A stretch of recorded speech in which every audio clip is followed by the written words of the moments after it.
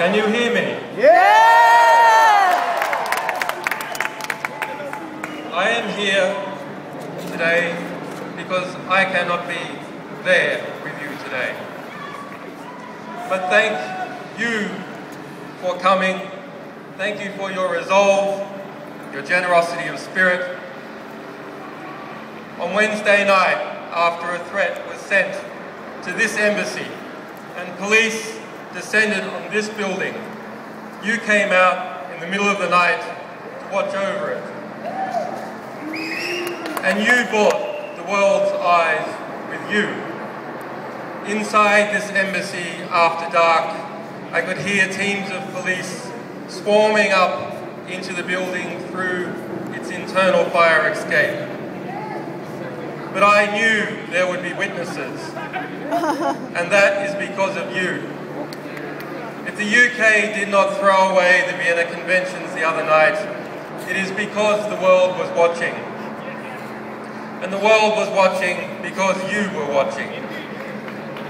So the next time somebody tells you that it is pointless to defend those rights that we hold dear, remind them of your vigil in the dark before the Embassy of Ecuador.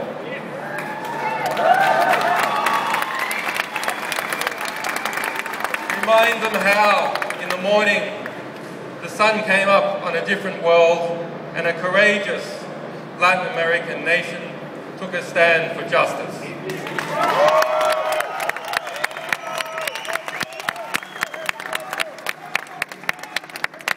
And so to those brave people, I thank President Correa for the courage he has shown in considering and in granting me political asylum. And I also thank the government, and in particular Foreign Minister Ricardo Bettino, who upheld the Ecuadorian Constitution and its notion of universal citizenship in their consideration of my asylum. And to the Ecuadorian people for supporting and defending this Constitution. And I also have a debt of gratitude to the staff of this embassy, whose families live in London, and who have shown me hospitality and kindness despite the threats we all received.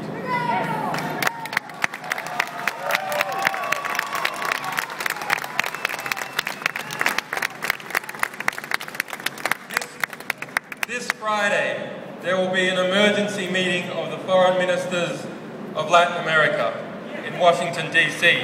to address this very situation.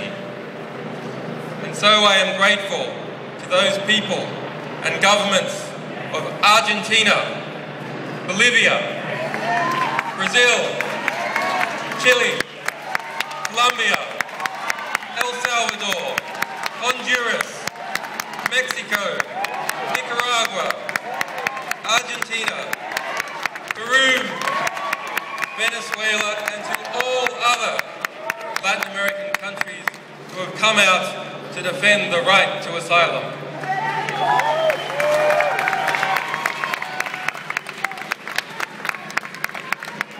And to the people of the United States, the United Kingdom, Sweden, and Australia, who have supported me in strength, even when their governments have not.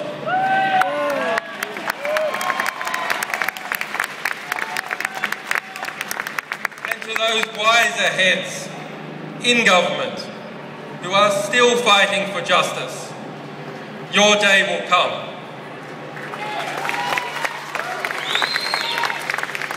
To the staff, supporters, and sources of WikiLeaks, whose courage and commitment and loyalty has seen no equal.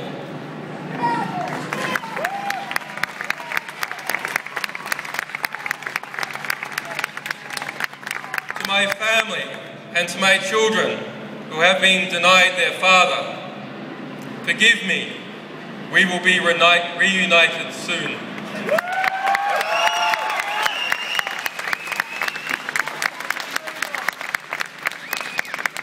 As WikiLeaks stands under threat, so does the freedom of expression and the health of all our societies.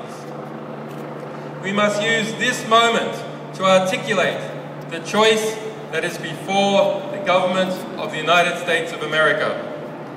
Will it return to and reaffirm the values, the revolutionary values it was founded on? Or will it lurch off the precipice, dragging us all into a dangerous and oppressive world in which journalists fall silent under the fear of prosecution and citizens must whisper in the dark? I say it must turn back. I ask President Obama to do the right thing. The United States must renounce its witch hunt against WikiLeaks. The United States must dissolve its FBI investigation. The United States must vow that it will not seek to prosecute our staff or our supporters. The United States must pledge before the world that it will not pursue journalists for shining a light on the secret crimes of the powerful.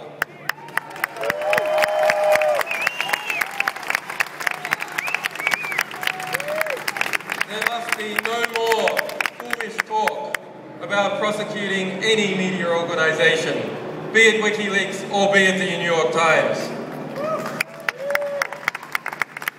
The US administration's war on whistleblowers must end. Thomas Drake, William Binney, John Kirikou, and other heroic whistleblowers must be pardoned or compensated for the hardships they have endured as servants of the public record.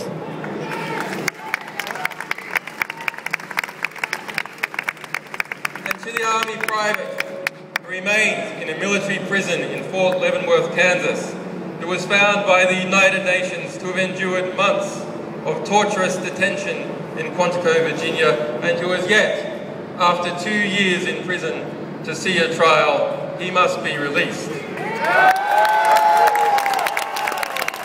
Bradley Manning must be released.